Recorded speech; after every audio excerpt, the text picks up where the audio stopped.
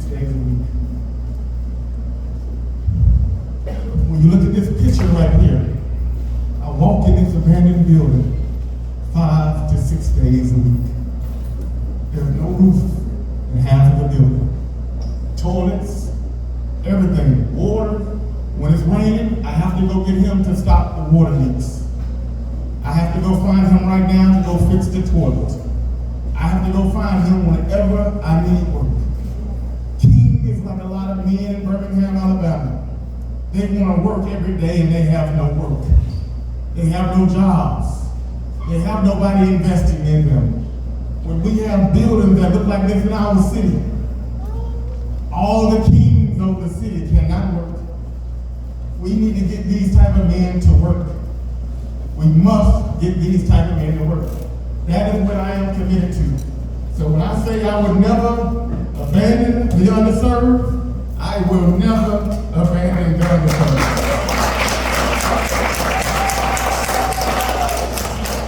I would love for Willie to be here for a little while, but we got a problem with the toilet. And here's your shirt that I'm going to give you today. This is your shirt. All right, so now we're going to get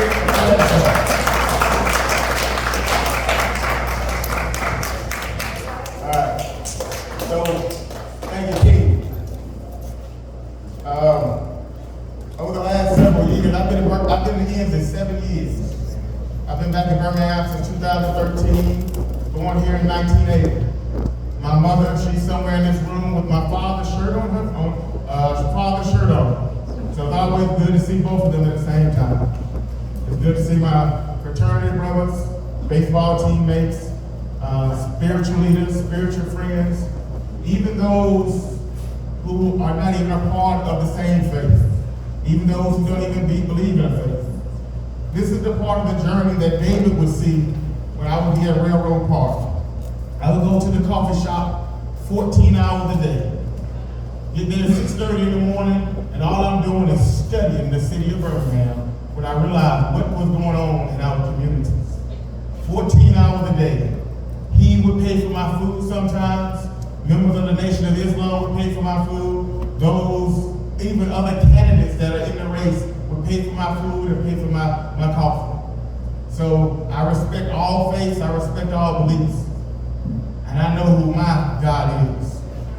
It was the story of Nehemiah that has been my focal point ever since the day I got baptized in Knoxville, Tennessee. So there's 100% that. But now we're going to switch over to the language of the city of Birmingham. We're going to switch over to the language of a municipal corporation. The city is just a municipal corporation, nothing more. Nothing more than that. Any of us could gain enough skills, gain enough knowledge to be a city councilor, to be a county commissioner, to be a state representative, to be a congressman, to be a mayor. It is very important to me that we have a mayor who is committed to integrity. It's very important to me that we have someone who is committed to oath of office. So behind me, you will see all these different files, all these different pamphlets. Some of them are from the era years, 1984 documents. Some of them are from the 60s, some of them are from the 30s. But then, it's very important to know what I stand on. These are my FBI letters. These are my Department of Justice letters. These are my Department of the Treasury letters. These are my Alabama Ethics Commission letters. These are my State Attorney General letters. These are my Federal Trade Commission letters. These are my Security Exchange Commission letters. These are my formal complaints when I realized resources was taken from our under-resourced communities in Birmingham, Alabama. It was in this room that I'm sitting with the Economic Development Director. I'm sitting with the CEO of the city, and that's the position I'm going after. I'm sitting with the city council in this room right here. And I was so disappointed, but it's very important because we're going to speak both black, we're going to speak white, we're going to speak city. But to the African Americans in Birmingham, Alabama, we must understand this is the 46th year of having an African American mayor. And when we look around our city, we probably can't find one or two developed African American neighborhoods or communities. Now, we say communities, you cannot find one. If you think of a single spot in a neighborhood, you may be able to find one. 46 years. So what has happened? So I'm going to step back a little bit. When I think about these letters, it doesn't matter who you are. When we talk about solutions, so over the last week I've been putting out a lot of the problems. People have seen me put up the Caraway fraud videos. They've seen me put up the Pratt City potential ethic violation videos. They've seen me put up the Ensley High School potential misuse of office videos. But we must talk about solutions today. The first solution starts inside of each one of us. We have to decide if we're going to watch a Caraway video and recognize that it is a $3.7 million lie. That's a $3.7 million fraud. We have to decide, are we going to turn a blind eye and ignore it, or we're going to file that ethics complaint letter? Are we going to stand up? Because if you never filed it, it would be 10 years, 20 years, 46 years, and you never get anything in your community. So we must be the first step of accountability in office. That's our First Amendment right. Now, with this, it's very interesting. When one person files, the state will ignore your letters, the Federal Reserve will ignore your letters, the FBI will ignore your letters, the Department of Justice Civil Rights Division will ignore your letters, the Department of Justice PN Division, Criminal Division, they will ignore your letters. That's why it's very important that you believe in what you're seeing and you stand on that as your First Amendment right. Seek redress from your government, file petitions. It should never be one man. It should never be one lady. It should never be one small group of people. If you see it, stand up. So the next thing, let's start thinking about 46 years. We've seen recently a protected stadium being built. We've seen an amphitheater being built. We've seen a Sheraton being built in the 80s. We've seen a Regents Field being built. We've seen a BJCC being built. But then when you ask about the revenue, we get almost none of it. So we must understand the language of business. If we are not capturing that revenue, that means someone else, and usually that's someone that does not even live in the city, taking that money out of the city somewhere else. So we have to figure out how to negotiate properly. So one of the things that I will have to do is go and re-evaluate every contract. You can't change it, but we cannot make sure, we got to make sure it never happens again. Because we cannot expect someone to get to protect the state and then drive into the city and hopefully they, buy some food. But we know that most people drive into Birmingham, they go to protect the stadium, they go to the amphitheater or wherever they go, and they drive right back out. That's money lost for all of our under-resourced neighborhoods. So we must learn how to negotiate contracts better. These people, whoever they are, this situation, I'm the only person in the United States of America that received a $0 appraisal. But what it taught me, and being next to a king, and being next to a big building, and being next to all these homeless, addicted people, they taught me how to be poor. They taught me what it's like to have a building with $0 in assets, $0 in value. It taught me what it was like when everybody walks away. It taught me what poverty was like. I saw these guys, I saw what they did to live, and with that, I'm saying that I have no desire to take your money when I get to City Hall. I don't need your money. I want my community to have resources, but I want balanced resources in the city. I want a strong Avondale, just like we need to have a strong Ensley. I want a strong Crestwood, just like we need a strong Bush Hills. I want to make sure there's a strong Lakeview, just like there needs to be a strong Central Park. I want to make sure there's a strong West End. I want to make sure there's strong areas. But when we look at these 99 neighborhoods, name the one developed African American neighborhood. You will not find one. 46 years. But this is not about African Americans only. But with that, it is very important that you understand that we have two mayors who have ignored African Americans twice with something called a racial disparity study. And we cannot use it again because the laws have changed in the United States of America. 2007, disparity study was completed and it showed that you were getting 1% of your contracts, 2% of your contracts. 60 and 75% of the city. It happened again in 2022, and no one ever acted on that gap. No one ever acted on it. But now let's jump into some other things. I was at actually at my first forum yesterday.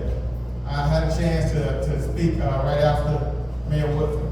But I'm going to say this, and I'm going to give my mother credit, and I'm going to give these other people credit who've given me advice over the last several weeks. But it's the same thing that was already in me. But I'm going to give my mother credit. My mother was here during the era of Erickson. So with this, it is very important that we always honor each mayor before us. People see maybe tension between me and Woodford. No, we're going to honor what is great. We're going to honor what is good. Doesn't matter who it is, we're going to honor what is good. Honor the good of Woodford, honor the good of Vale, honor the good of Langford, honor the good of Kincaid, honor the good of Ayrton, of Van, of Seables, all of the Boutwell, Bull Corner. Honor the good in what they have. But then we have to correct where we believe they are wrong. So for everyone who's running in the city council race, it is very important to know you have no power before government. You have no power. I honor William Bell. I had an interview here in the last election, and I respect him a whole lot. He invited me to his morning group, so I have a lot of respect for him. But there was two actions that must be corrected, and most citizens know about it. And it affects every citizen in the city of Birmingham, black or white. 1999, when William Bell lost the mayoral election, he had the powers of the mayor reduced.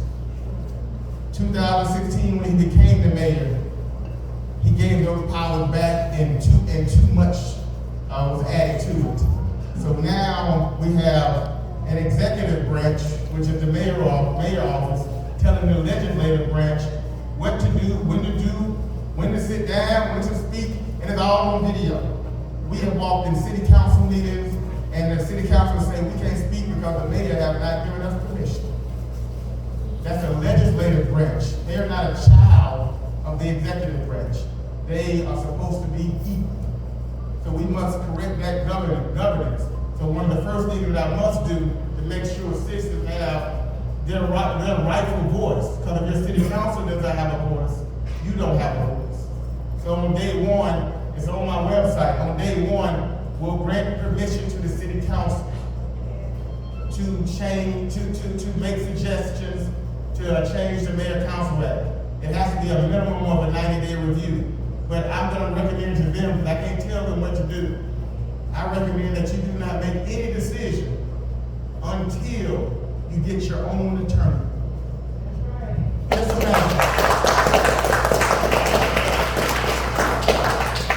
Just imagine we have a government of $591 million budget. The executive branch handpicks its attorney. I went to hospital with her.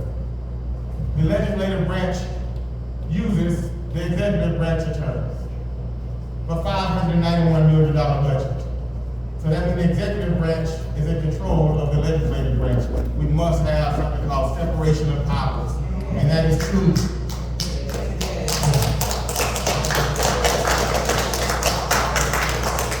And that's true at the federal level, state level, and local level. Executive branch shall never do the duties or the duties of the legislative branch, and vice versa for the judicial branch. They never should cross over. So the other thing, we've seen something that really bothers me, and I think of people like King, but I also think of every small business owner in the city of Birmingham, and I would be one of those. But I would not be able to help myself, and I have no desire to help myself, because my dream would be to help everybody else. So when I get there, my goal is to figure out how to get resources everywhere but me, because that is the right. Everywhere but me.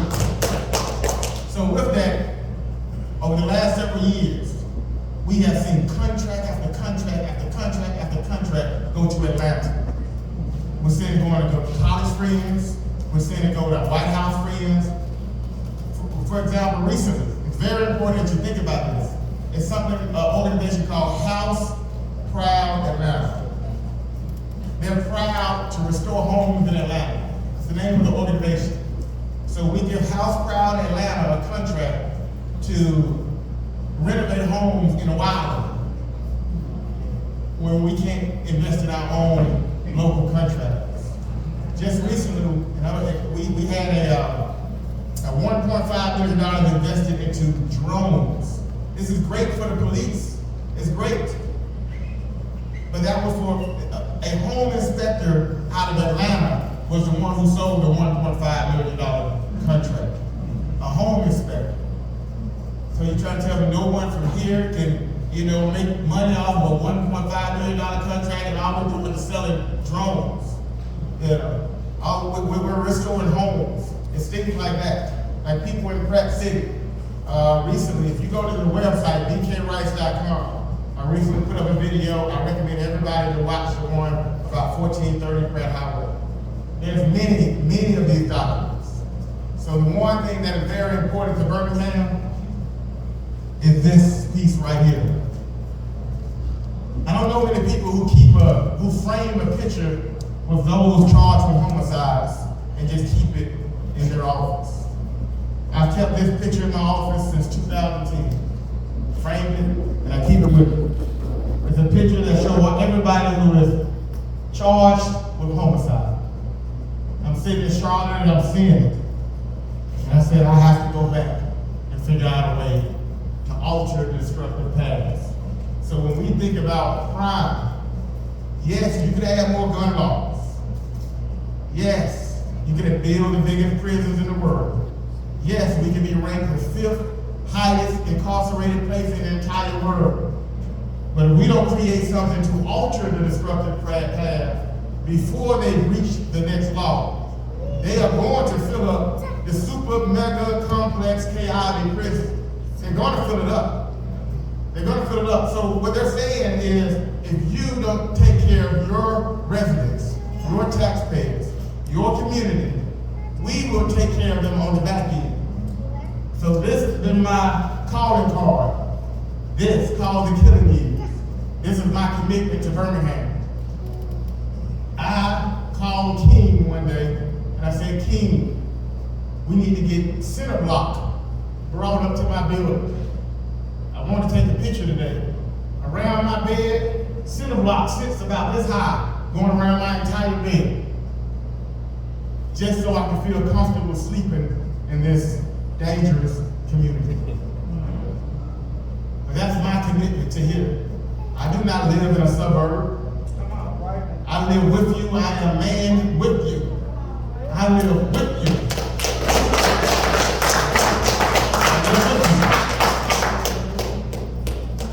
I know what it's like. When I first came here, it was doing George Floyd. When the entertainment, the soundproof stuff here, the sound, the board is right there, I was sleeping on the couch back there when the George Floyd protest would take place.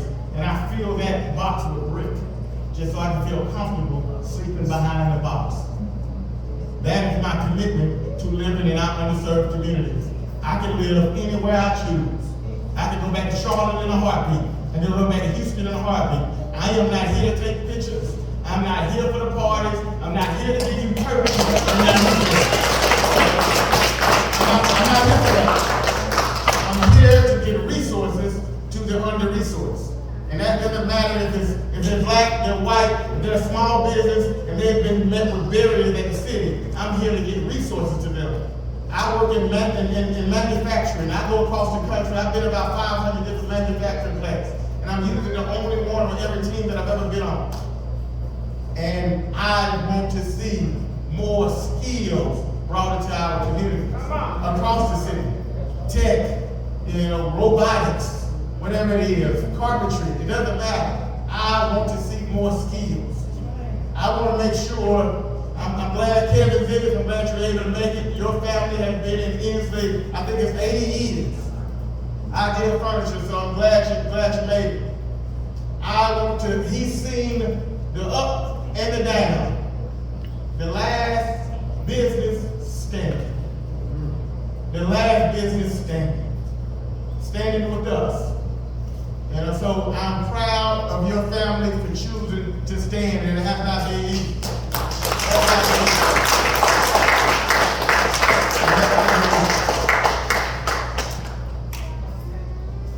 And I just want everyone to know, I would not be able to get it all out at one time. But I want you to understand that when I was forced to learn the law, I enjoyed it. When I walked in the courtroom and I'm one over here and there's 13 attorneys over there, I enjoyed it because I was already studying the economic conditions, so now looking at the policies, and I enjoy it. I study history for fun. When I take a stress break from Ensley, I go to the archives to take a stress break. That is my break. But recently I go to Larry Langford Park. And I call it Larry Langford Park, you call it Disneyland, call it Alabama Splash Adventure. But just to catch that spirit again. And I want to make sure that we bring the best of him back. We bring the best of Ayrton back. Ayrton was focused on commercial districts, business districts. You look at all of these business districts on the western side, the northern side, the east side, they're all struggling. Langford had a man of many visions. We've never completed the cross fest. We could have completed it 10 years ago if we wanted to. We've never completed it. So I am committed to moving it forward. No, I don't have much time. I do know at 2 o'clock I would actually be at my first forum in Roebuck. Probably more details, we'll put it on bkrights.com. I'll be there at 2 o'clock. Don't have enough time to go through everything. But I wanted to say I'm thankful for every last one of you that's in here today.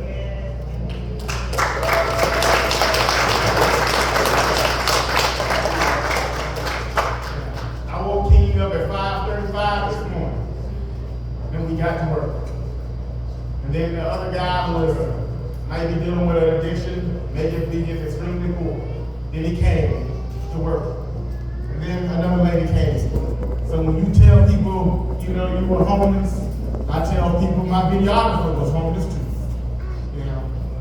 When I came to Ensley, I was sleeping in these buildings. There was nothing here. I come here at night, 7 blocks. Nobody. There's a few more people here now. Nobody here. I walked into the darkness. But now we're about to bring light, we're about to bring truth to the city of Birmingham. We're going to close it like this. I'm going to tell you what happened in the last 7 days. I made the announcement. And then the first person who runs the campaign team reached out to me. Then another person who runs campaign team reached out to me. Then another group of people who run campaign teams reached out to me. Not to volunteer in the campaign teams, leaders of the leaders. And then former master planners. And then former, high-level police people. All these different people are reaching out to me and sitting down with me for 3 hours a day, breaking down strategy, breaking down policy, understanding. And several of them said, Brian, I usually charge $5,000 to $7,000 to do this because I know your commitment. I'm doing it for free. That has been the commitment over the last 7 days. So it's those kind of people that I'm glad that are in my life. We need resources. My engineering salary can only go so far. And most of the time I'm spending it on Kenny. But we do need resources. We can win. They was not expecting someone with all these files to jump out there and put it out there and stand for the people, put the truth in front of the people, put right in front of the people, focus on restoring public trust for the people. They was not expecting that. I could be blue collar, I could be white collar. I could be engineer, I could be politician.